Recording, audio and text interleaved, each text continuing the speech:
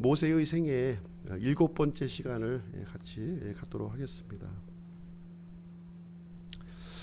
이 성경 기록은 하나님께서 이제 하나님의 백성들을 동력자로 이제 부르는 이야기예요. 하나님의 이 나라, 하나님의 왕국을 세우기 위해서 이 자신의 백성들을 이제 부르는 이야기가 되겠습니다. 처음에 이제 아담과 이브를 이제 하나님의 백성으로 이제 부르셨습니다. 그런데 이 아담과 이브는 이 하나님의 이제 주권을 거부하고 불순종의 죄를 이제 짓게 됩니다. 그래서 죄를 지은 이 아담과 이브에게 하나님께서는 이제 회복의 약속을 주셔요. 회복의 약속을 주십니다. 창세기 3장 15절에 보면 이제 그 내용이 이제 기록되어 있는데요. 메시아를 보내주실 것을, 이제 아담과 이브가 이제 범죄함으로 말미암아 거룩하신 하나님과 이렇게 분리된 삶을 이제 살게 되었는데 다시 하나님과 회복되는 삶을 이제 살게 해주겠다. 그것은 이제 사람의 힘으로 되는 것이 아니라 이제 내가 보낼 메시아, 여자의 이 씨를 통해서 이 일을 이룰 것이다. 이렇게 약속의 말씀을 이렇게 주셨습니다. 그래서 아담과 이브는 이제 에덴 동산에서 이제 추방을 이제 당했고요. 하나님과 분리된 상태로 이제 세상을 이제 살아가게 됩니다. 그래서 이제 아담과 이브가 이제 많은 자녀들을 낳았는데 그 중에서 대표적으로 가인과 아벨을 낳았어요. 가인과 아벨을 낳았습니다. 그런데 이제 가인이 이 동생을 이제 미워해서 이제 죽이게 됩니다. 그래서 이 아벨을 대신해서 이제 또 아들을 주시게 되는데 그때 주신 아들이 바로 셋이라는 아들이에요. 셋이라고 하는 뜻은 대신하다, 지명하다 이런 뜻을 이제 가지고 있는데, 그래서 셋이라고 하는 이 자손을 통해서 이제 하나님께서는 메시아를 이제 보내주실 것을 이렇게 약속을 해주시게 됩니다. 그래서 이제 성경에 보면은 이제 셋의 이 후손들이 쭉 이렇게 기록이 되어 있어요. 그래서 성경에 이렇게 보면은 이렇게 사람들의 이 그 이름들을 왜 이렇게 쓸데없이 이렇게 나열했을까 이런 생각을 이제 우리가 갖게 됩니다. 뭐 의미가 별로 없어 보이기도 하고요. 근데 이제 하나님께서는 그 후손들을 통해서 이제 메시아를 보내주시겠다고 했기 때문에 그 믿음의 후손이 중요한 거예요. 믿음의 후손, 그 한 사람 한 사람들이 매우 이제 중요합니다. 그래서 셋의 후손으로 이제 에녹이 이제 태어나게 되고, 그 다음에 이제 노아가 또 이제 출생을 하게 됩니다. 노아는 이제 세 아들을 이제 또 두었죠. 셈과 함과 야벳을 두었어요. 그 셈과 함과 야벳 중에서 또 이제 셈을 통해서 이제 메시아를 보내줄 것을 또 이제 하나님께서 약속을 또 해주시게 됩니다. 그 내용이 창세기 9장에 가서 보시면 있어요. 창세기 9장 한번 가보겠습니다. 창세기 9장 26절 27절 한번 보겠습니다. 창세기 9장 26절 27절.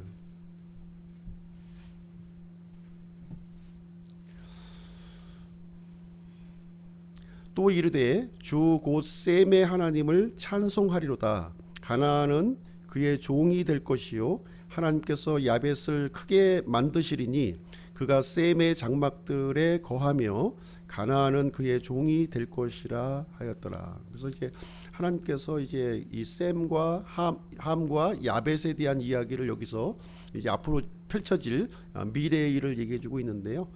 메시아가 이제 셈의 장막에서 이렇게 나올 것을 말씀해 주셨고요.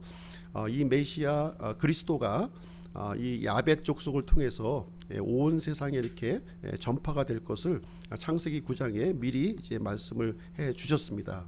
그래서 셈의 후손으로 이제 창세기 12장에 보면 누가 태어나죠? 셈의 후손으로 창세기 12장 믿음의 조상 아브라함이 이제 출생을 하는 거예요. 아브라함이 셈의 후손이 이제 되는 겁니다. 그래서 이제 아브라함은 이제 아브라함에게 또 이제 메시아 약속을 또 주시는 거예요. 다시 한번 주시게 되고, 이 아브라함을 통해서 누가 태어나냐면 이삭이 태어나고, 또 이삭을 통해서 이제 에서와 야곱이 태어납니다. 에서와 야곱 중에서 누구를 통해서 또 이제 메시아가 출생할 것인가 하는 것은 이제 하나님께서 야곱에게 또 이제 복을 내려 주셔요. 야곱에게. 또 야곱은 12 아들을 이렇게 또 낳게 되는데요. 이 12 아들이 이스라엘의 이제 12지파가 됩니다. 12지파가 되는데 12아들 중에서 이제 누구에게 또 이제 메시아가 출생할 것인가 이제 그것을 또 설명해 주고 있는데 12아들 중에서 유다 지파를 통해서 이렇게 나오는 거예요. 그래서 12아들이 여기에 보시게 되면 이제 장자권 계보라고 그래서 이 네 명이 장자권 계보에 들어갑니다. 네 명, 12아들 중에서 첫 번째 장자는 누구냐면 육체적인 장자예요. 루벤입니다. 루벤이 이제 첫 번째 장자가 되는 것이고, 그리고 이제 또 두 번째 장자는 누구냐면 레위가 장자가 됩니다. 레위는 어떤 장자냐면 제사장 계보의 장자예요. 제사장 계보의 장자가 됩니다. 레위 지파는 이제 제사장 지파가 되거든요. 그래서 제사장 지파의 장자가 된다 이렇게 보시면 되겠고요.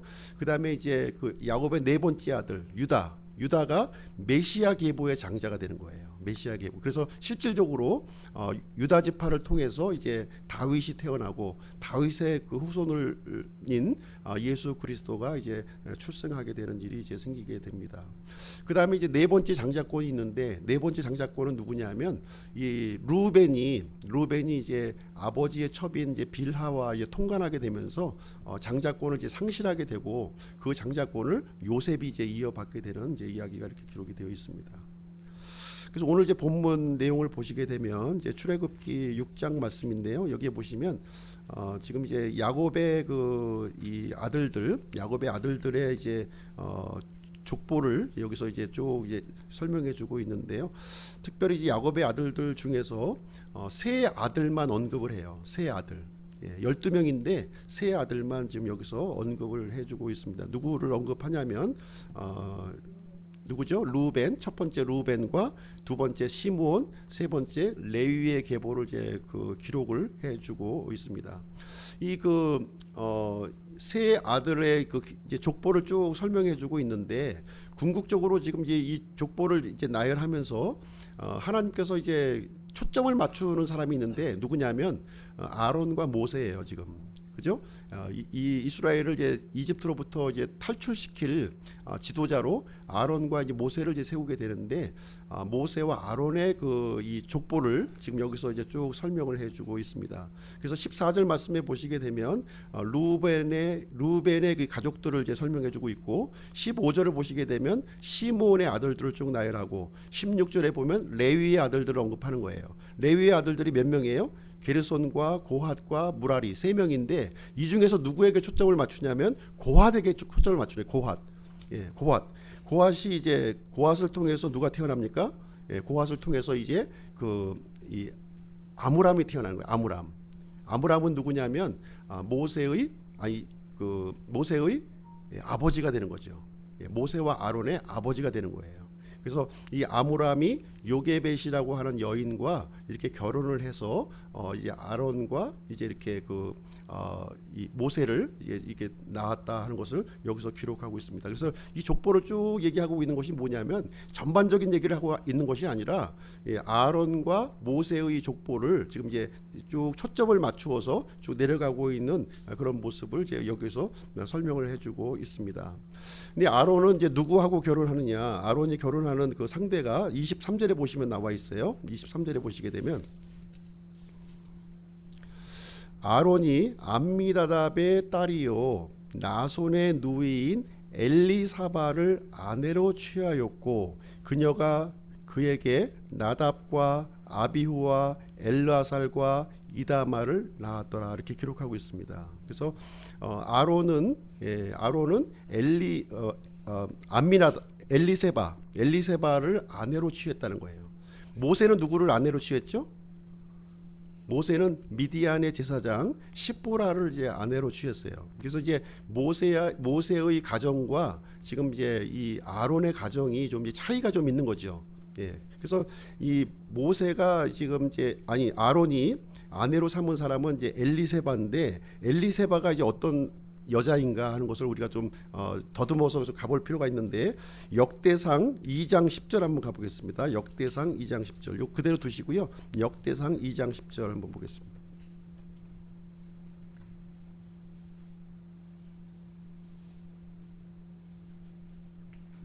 역대상 2장 10절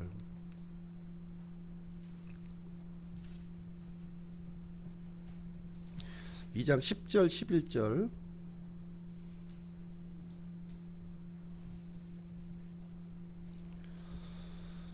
같이 한번 읽어보겠습니다. 시작. 제사장들 중에서는 역대상 2장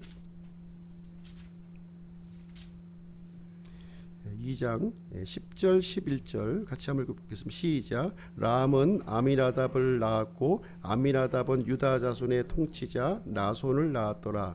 나손은 살마를 낳았고 살마는 보아스를 낳았으며. 여기 보시면 이제 이 엘리사바는 누구의 딸이죠? 이게 뭐 아미나답의 딸이라고 돼 있죠. 아미나답의 딸, 아미나답의 딸이라고 얘기를 해주고 있고, 그 다음에 아미나답은 유다 자손의 통치자, 람은 아미나답을 낳았고, 아미나답은 유다 자손의 통치자 나손을 낳았더라. 그러니까 이제 엘리세바, 그러니까 아론의 그 아내인 엘리사바의 아버지는 누구냐면 암미나답인 거예요. 암미나답. 그리고 그 오라버니는 누구예요? 오라버니는 나손. 나손이라고 지금 이제 기록하고 있습니다. 그래서 이 아론이 아내로 취한 엘리사베의 그 가문을 이렇게 보니까 어떤 가문이었냐면 유다 자손의 통치자 집안이었다는 거예요. 유다 자손의 통치자 집안. 믿음의 가문과 이렇게 결혼했다고 하는 사실을 여기서 이제 알 수가 있습니다. 반면에 이제 모세는 누구하고 결혼했냐면 이방 여인 십보라하고 결혼한 거예요. 근데 아론은 이제 그 유다 지파의 아주 이 지도자급에 해당되는 믿음의 가문의 그 집안의 그 딸하고 이제 결혼했다고 하는 사실을 여기 이제 알 수가 있습니다. 그래서 이 암미나답의 집안은 이제 나중에 누구를 낳아요? 보아스를 낳잖아요.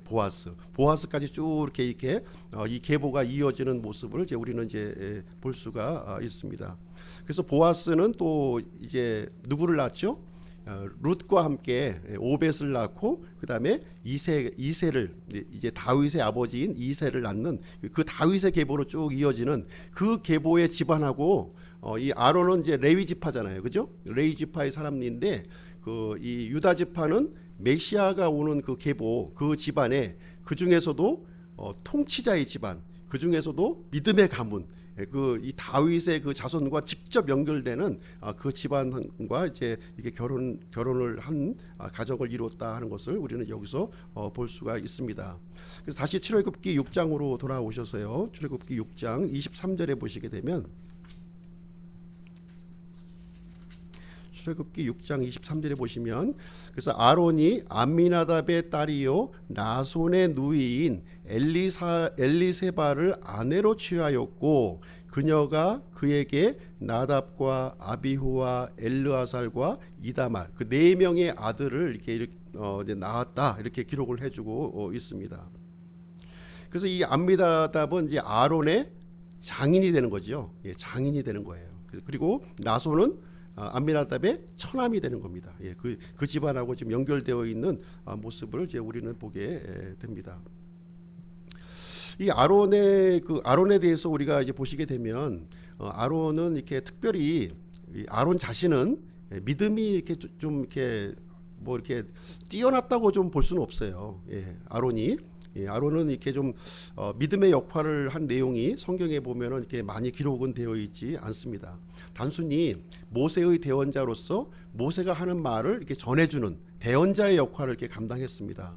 그리고 나중에 이제 시내산에 도착해서 모세가 이제 그 율법을 받으러 올라갔을 때 이 아론은 백성들과 함께 금송아지 사건, 금송아지를 숭배하는 그 악한 일을 저지르게 되는 모습을 우리는 이제 볼 수가 있습니다.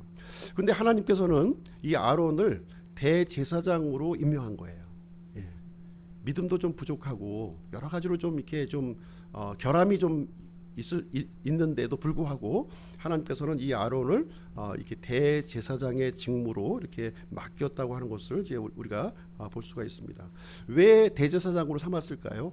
그 좀 약간 부족하고 대제사장이라고 하면 이 백성들로부터 이렇게 모범이 되고 또 정결한 삶을 살아야 되고 모든 면에서 모범을 보여야 되는 그런 사람인데 아론은 좀 거기에 비하면 좀 부족한 부분이 좀 많이 있는데 왜 아론을 세웠을까? 그건 뭐 정확하게 성경에 나와 있지 않으니까 우리는 이제 알 수가 없습니다.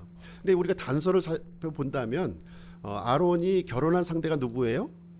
유다 지파. 유다 지파의 아주 그 명성 있는 가문, 통치자의 가문, 그 중에서도 아주 믿음이 아주 그 좋은 그 가문의 그 이 딸과 이 결혼을 했다고 하는 사실을 우리는 이제 우리 생각을 해볼 수가 있습니다. 뭐 이것이 전부라고 볼 수는 없겠지만 또 이 믿음의 가정을 통해서 또 아들들 4명이 이렇게 또 태어나는 장면을 우리가 이제 보게 됩니다. 물론 이제 여기 보시게 되면 이제 나답과 아비후 같은 경우는 하나님께서 허락하시지 않은 그 이상한 불을 이렇게 들여서 즉사하는 일이 이제 성경에 기록이 되어 있습니다. 그렇지만 이제 4명의 아들이기 때문에 세 번째 아들 엘르아살이죠. 엘르아살을 통해서 누가 태어나냐면 비느하스라고 하는 그 이제 아들이 또 태어나요. 제사장이 비느하스가 태어나서 이 비느하스가 또 이스라엘 백성을 위해서 아주 영웅적인 그런 일을 하는 장면이 성경에 또 기록이 되어 있습니다. 이스라엘 백성들이 이제 가나안 땅에 거의 접근해서 어떤 죄를 짓게 되냐면 이 모압 족속과 음행의 죄를 이렇게 짓게 돼요. 그래서 이스라엘 백성들과 이 모압 여인과 음행하는 일을 이제 진행하게 되는데 그 일을 이제 성경에서 어떻게 기록하고 있냐면 이 고스비 사건으로 이제 기록합니다. 고스비. 그러니까 이제 이 시므리라고 하는 시므온 지파의 청년하고 미디안 족속의 고스비라고 하는 이 여인과 이 불륜을 이제 저지르게 되는데 이스라엘 장막의 회중에 들어와서 그 나쁜 짓을 이렇게 이 백성들 앞에서 이제 저지르게 됩니다. 그때 이제 이 비느하스라고 하는 이 대제사장 아론의 셋째 아들이죠. 셋째 아들이 창을 들고 들어가서 그 남녀를 배를 꿰뚫어 가지고서 쳐 죽이는 일을 이제 그때 감행을 하게 돼요. 그래서 하나님께서 진노를 푸시고 모든 재앙을 이제 거치셨다 하는 기록이 되어 있는데 아론 자신은 이렇게 좀 믿음이 이렇게 좀 부족했지만 믿음의 여인을 만났고 그 아들을 또 낳았고 그 아들의 그 손자가 이스라엘을 위해서 이렇게 영웅적인 또 일을 하는 장면이 성경에 기록이 되어 있습니다. 그래서 오늘은 이제 그 모세의 이런 이 결혼 생활을 좀 잠깐 이제 지난 시간에 이어서 한번 좀 살펴보는 시간을 갖도록 하겠습니다. 아론에 비해서 모세는 이제 뭐 의도한 일은 아니었지만 이제 이 미디안 땅으로 이제 도망을 가서 미디안 제사장의 딸과 결혼을 하게 되는 그 일이 이제 기록이 되어 있습니다. 근데 성경에 보시면 이 미디안이 어떤 민족인가? 이 미디안 이 족속은 성경에서 긍정적인 의미로 지금 사용되지는 않고 있습니다. 아브라함이 사라가 죽은 다음에 이제 재혼을 하게 되는데요. 그두라라고 하는 여인하고 재혼을 하게 됩니다. 그때 이제 4번째로 태어난 아들이 미디안이에요. 미디안이 그 후손이 이제 미디안 족속이 이렇게 된 건데 이 미디안 족속과 이스라엘 족속은 원수지간입니다. 원수지간이에요. 또 이제 그 광야 사건에서 어떤 일이 벌어지냐면 이 발람이라고 하는 선지자가 이스라엘 민족을 이제 저주하는 그 일을 이제 진행하게 되는데 그 일을 사주한 족속이 누구냐? 바로 모압 족속과 미디안 족속이에요. 모압 족속과 미디안 족속의 이 장로들이 이 이스라엘 민족들을 이제 저주하기 위해서 하나님이 선택한 민족을 저주하기 위해서 발람이라고 하는 대언자를 이렇게 이용하는 장면이 성경에 이제 기록이 되어 있습니다. 그래서 이 미디안 족속은 이스라엘 민족하고는 사이가 안 좋고 아주 적대적인 관계에 있는 그런 민족이 이제 되겠는데 이 모세는 그 민족의 이제 그 중에서도 제사장이라고 한다면 굉장히 그 지도자급의 이런 인물이에요. 그 인물의 그 딸과 결혼을 했다고 하는 사실입니다. 굉장히 중요한 문제예요. 물론 이제 본인은 예기치 않게 도망자의 신분이 되어서 이렇게 좀 망명을 하기 위해서 이렇게 결혼을 했다고 하지만 결혼한 그 당사자가 누구냐? 아주 그 이스라엘 민족하고는 아주 상종하지 못할 그 민족의 지도자급의 딸하고 이렇게 결혼을 했다고 하는 사실입니다. 그렇기 때문에 이 아론의 집안과 이 모세의 집안을 이렇게 생각을 해볼 때 그래도 아론은 좀 부족했지만 이 부인이 또 이렇게 믿음이 좋다 보니까 이렇게 좀 이 가정이 믿음으로 이렇게 좀 이제 세워졌을 당연히 세워졌겠죠. 세워졌지만 그러나 이 모세가 이제 십보라하고 결혼한 이 가정의 모습을 이렇게 들여다보게 되면 아무래도 이 영적으로 부딪힘이 좀 많이 있었다고 하는 사실을 우리는 생각을 해볼 수가 있습니다. 믿지 않는 사람과 결혼을 해도 우리가 좀 이제 부딪히는 부분이 많이 있는데 영적으로 전혀 다른 사람하고 이렇게 결혼을 했을 때 더군다나 그 제사장의 집에서 제사장이 하는 일이 뭐예요? 미디안 제사장이 우상 숭배하고 뭐 이런 거 아니겠습니까? 그런 집안에 하나님의 백성인 모세가 이제 그 집안에서 이제 살아가고 있는데 여러 가지 부딪히는 일이 많이 있었고 그 중에서 대표적으로 부딪히는 일이 무엇이었냐면 할례 문제였다는 거예요. 할례. 지난 시간에 할례 문제가 이제 언급이 되어 있는데 이 모세에게 있어서는 양보할 수 없는 부분이 할례였다는 거예요. 하나님께서 이스라엘 민족과 영존하는 언약으로 주어 주셨고 반드시 이스라엘 백성의 그 아들이라면 할례를 받아야 했다는 거예요. 근데 이 미디안 제사장의 집에서 이렇게 얹혀서 살면서 자신의 믿음과 이런 것을 드러내고 이렇게 믿을 수가 없는 이 모세의 모습을 이제 보게 되고요. 심각한 갈등이 아마 이제 있었지 않은가 하는 생각을 이제 갖게 됩니다. 그래서 이제 모세가 이제 호렙산에서 이제 하나님을 만나서 이제 조상들의 하나님인 것을 발견하고 이스라엘을 이제 구출할 지도자로 이렇게 또 이제 부르시게 되는데 이제 모세가 이제 그 하나님의 부르심을 여러 번 만류하다가 이제 받아들이게 됩니다. 그래서 이제 출발하는데 하나님께서 죽이시려고 그러는 거예요. 예. 이제 그 모습을 이제 이 십보라가 이제 보고서 할례 때문이라고 하는 사실을 알고 이 남편을 살리기 위해서 이 두 번째 이 아들을 이제 할례를 이제 해서 포피를 이제 이 모세 앞에 던져버리잖아요. 거기서 던져버리면서 당신은 피 흘리는 남편이다 이렇게 얘기하지 않습니까? 그러면서 이제 이 십보라와 이제 두 아들은 모세와 함께하지 않고 떠나갑니다. 이렇게 다시 집으로 돌아가요. 그래서 모세 혼자만 이제 하나님의 이 사명을 감당하기 위해서 이집트 땅으로 이제 이렇게 들어가게 되는 그런 일을 이제 진행하게 되는 모습을 볼 수가 있습니다. 그래서 이게 모세는 단지 할례 문제도 이렇게 좀 제대로 할 수 없는 그런 가정이었다는 거예요. 지금 이 모습이 하나의 단편적으로 보여주고 있지만 굉장히 좀 어려움이 많이 있었음을 자신의 이 믿음을 이렇게 나타내지 못하고 이게 숨기고 믿어야만 되는 이런 상황이 굉장히 40년을 산 거잖아요. 40년을 어떻게 보면 이 둘째 아들은 계속 이제 타협을 하면서 이제 순종을 못한 거죠. 너무 반대가 심하니까. 그 장인도 한 성격하는 사람이고 그 장인의 피를 이어받은 십보라도 또 한 성격하는 여잔데 모세도 감당이 안 됐던 거예요. 이런 부분에서. 그래서 막판에 가서야 이제 이 할례의 순종을 이제 진행하게 되고 강권적으로 이제 진행된 거죠. 강권적으로 진행이 돼서 이제 모세가 다시 힘을 얻고 이집트 땅으로 내려가는 그런 이야기가 이제 열려지고 있습니다. 그래서 이제 이 믿음의 이 사람과 같은 믿음의 사람과 결혼한다고 하는 것은 굉장히 축복된 일이에요.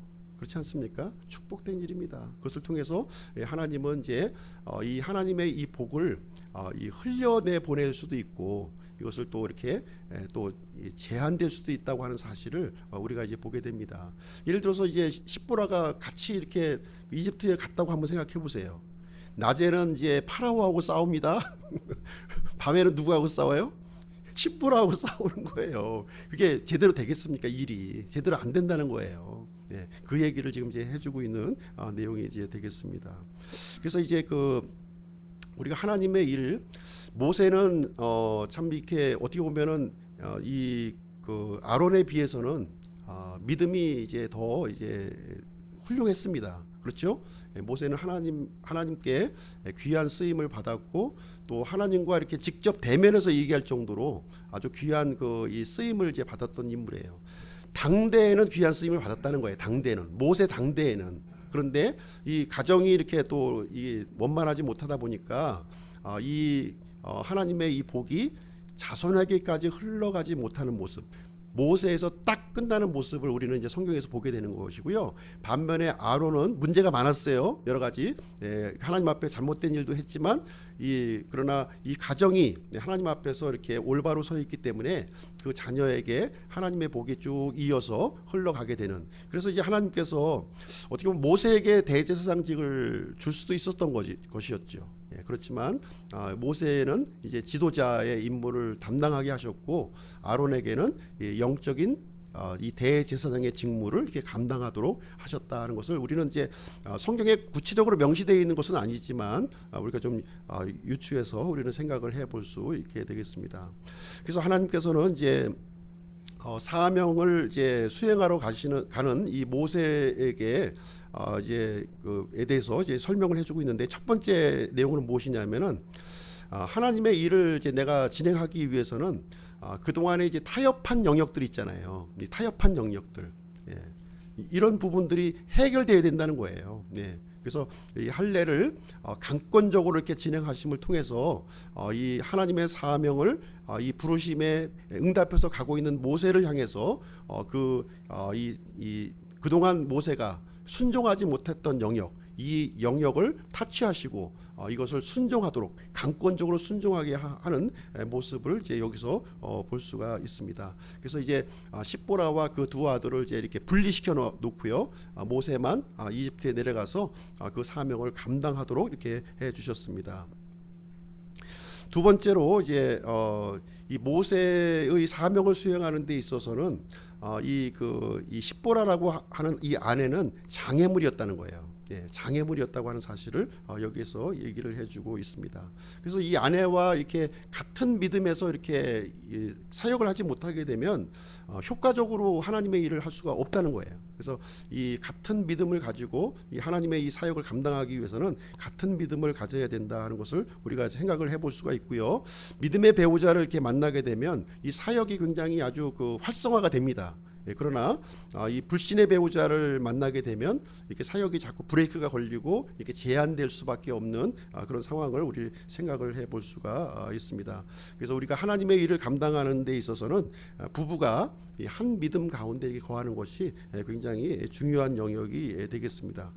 그리고 세 번째로 우리가 또 이 모세의 결혼 생활을 통해서 생각해 볼 수 있는 것은 무엇이냐면 모세는 이 자신의 이 훌륭한 믿음을 후손에게 이렇게 계승하지 못했다는 거예요. 굉장히 훌륭한 그 믿음을 가졌어요. 모세는 참 이 출애굽을 성공적으로 이렇게 수행했고요. 이 이스라엘 백성들을 가나안 땅까지 그 목전까지 이렇게 인도했던 그런 인물이 됩니다. 그래서 모세는 평생도록 죽기 전까지 하나님을 섬겼던 그런 인물이에요. 하나님과 대면하고 이렇게 대화했던 그런 인물입니다. 모세의 성품을 보면 불의에 대해서는 참지 아니했고요. 그 온유함이 이 세상 모든 사람보다 뛰어났다 이렇게 기록하고 있습니다. 아론에 비해서는 비교할 정도로 뛰어난 믿음을 가졌어요. 그러나 이 모세는 그 뛰어난 믿음을 가지고 있었음에도 불구하고 후손들에게 그 믿음을 계승하지 못했다는 것을 불행스러운 이야기를 여기서 이제 얘기를 해주고 있습니다. 결론을 좀 내리도록 하겠습니다. 성경에 이제 그 족보 기록이 이제 많이 이제 나오고 있어요. 족보 기록이 이 창세기 10장에도 나오고 이제 곳곳에 이제 족보가 이제 마태복음 1장에도 나오고 이렇게 등장하고 있는데 이 구약 성경은 우리가 영화를 이제 비유로 든다면 구약 성경은 영상과 같은 거예요. 영상이라고 보시면 되고 신약 성경은 그 밑에 있는 자막이라고 생각하시면 됩니다. 자막.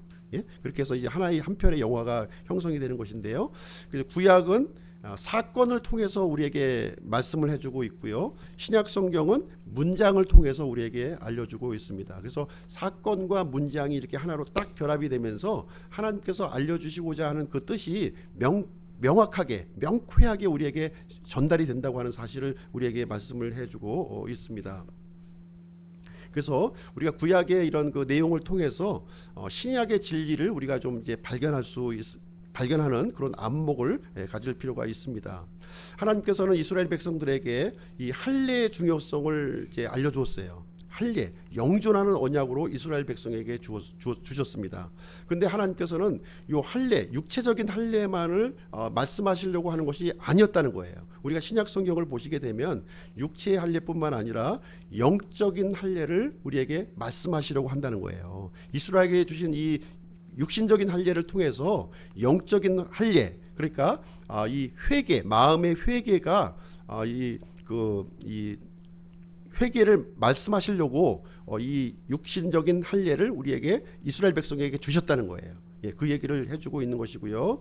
그리고 이제 아브라함의 언약이 굉장히 중요하잖아요. 아브라함의 언약. 그래서 아브라함의 언약이 굉장히 중요한데 이 아브라함의 언약은 단순히 이스라엘 백성에게 이렇게 주는 것이 아니라 믿음의 언약을 얘기하고 있는 거예요. 이 믿음의 언약을 우리에게 가르쳐주기 위해서 아브라함의 언약을 이제 구약 성경을 통해서 이제 알려주시고 있는 내용이 되겠습니다.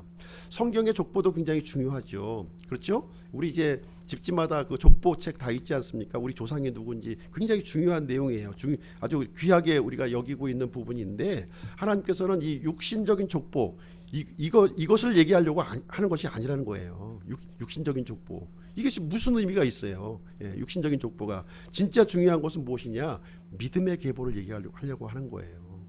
우리가 자녀의 그 육신적인 계보를 쭉 이어가면서 진짜 하나님이 원하시는 것은 뭐냐? 그 자손들을 통해서 하나님의 이 복이 믿음을 통해서 흘러가실 수 있도록 하는 것, 이것이 중요하다는 거예요. 그냥 조상의 이름을 나열하는 것, 이것 자체가 중요한 것이 아니다 하는 것을 우리에게 말씀해주고 있습니다. 이스라엘 백성들이 이집트 땅에서 속박을 당했어요. 예, 엄청난 속박을 400년 동안 이 신음소리를 내면서 고통스러운 역사를 맞이했습니다. 근데 이것을 통해서 하나님께서 하시려고 하는 말씀이 뭐예요?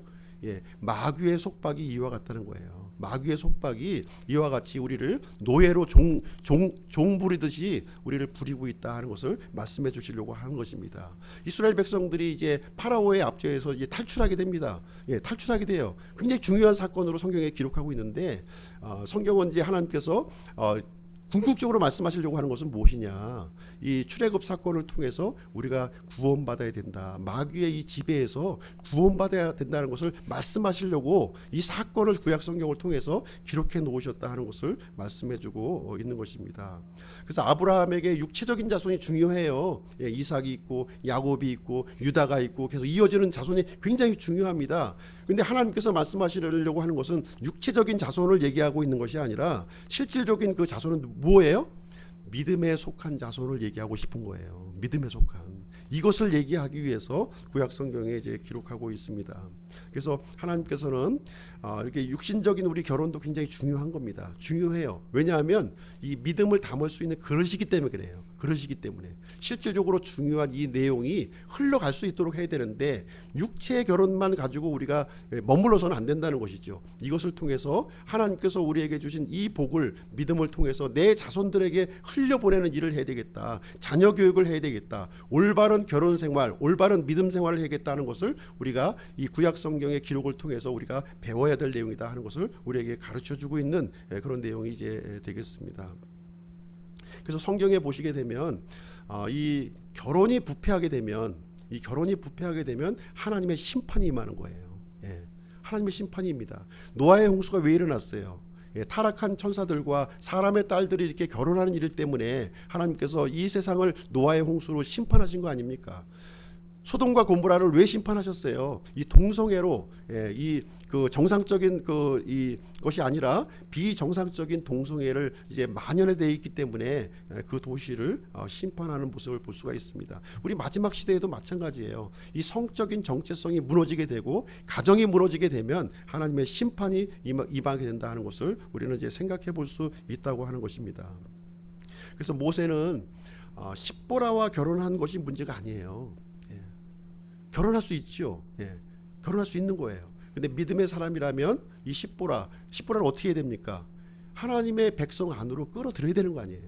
그 영향력을 발휘해야 되는 건데 오히려 이 모세는 영향력을 발휘한 것이 아니라 영향을 받으면서 살았다고 하는 것을 우리는 이 모세의 단편적인 결혼 생활을 통해서 살펴볼 수가 있는 거예요. 그래서 우리 믿음의 사람들은 이 세상으로부터 영향을 받는 것이 아니라 영향을 주는 사람이어야 된다는 거예요. 비록 믿지 않는 사람과 결혼을 했다 할지라도 그 사람을 하나님 앞으로 인도하는 일을 우리가 해야 될 사명을 갖고 있는 사람이다 하는 것을 우리에게 말씀해주고 있습니다. 성경에 보시면 이방 여인임에도 불구하고 이렇게 하나님의 이 백성으로 들어온 인물들이 있어요. 예, 대표적으로 누굽니까? 라합. 예, 그죠? 라합. 예, 정탐꾼을 살려준 그 가나안 여인 라합이 이제 하나님의 백성 안으로 이렇게 들어오는 이야기가 기록되어 있고, 또 룻 모압 여인 룻이 또 이게 자신의 신 그모스를 버리고 하나님의 백성 안으로 들어오는 이야기. 그래서 이 메시아의 계보를 잇는 내용이 기록이 되어 있습니다. 그래서 믿는 사람하고 결혼하느냐, 믿지 않는 사람하고, 물론 믿는 사람하고 결혼하면 더할 나위 없이가 좋지요. 그러나 믿지 않는 사람하고 결혼했다 할지라도 내가 하나님의 백성으로서의 정체성을 나의 가족에게 이 전달해 주는 것, 이것이 너무나도 중요하다는 거예요. 너무나도 중요하다고 하는 사실을 우리에게 알려주는 그런 말씀이 되겠습니다. 그래서 우리의 그 계보가 믿음의 계보에 들어가야 되지 않겠어요? 믿음의 계보에 들어가도록, 나만 들어가는 것이 아니라 나와 함께하고 있는 이 가족들이 함께 믿음의 계보에 들어갈 수 있도록, 하나님의 그 나라를 세우는 일에 있어서 함께 동역자로 이렇게 사용되어지고 쓰임 받는 일에 들어갈 수 있도록 그 간절한 마음을 갖고 있다면 하나님께서 그 기도의 소리를 들어주리라, 이렇게 생각을 합니다. 그래서 오늘은 이제 아론과 이제 이 모세의 족보에 대해서 좀 설명하기가 좀 어려워요, 이 내용은. 그래서 사람 이름이 혀가 꼬이는 이름을 이렇게 쭉 해야 되기 때문에 어려운 내용이지만, 하나님께서 그 족보를 통해서도 우리에게 알려주시려고 하는 메시지가 있구나 하는 사실을 우리가 생각을 해볼 수가 있는 것이고요. 우리가 이제 이 그리스도인으로서 믿음의 이 계보를 이어가는 그런 일에 참여를 했으면 좋겠습니다. 그래서 나의 믿음으로 끝나는 것이 아니라 믿음을 후대에 계승하는 우리 기쁨 침례교회 성도님들이 되시기를 주님의 이름으로 축원드립니다.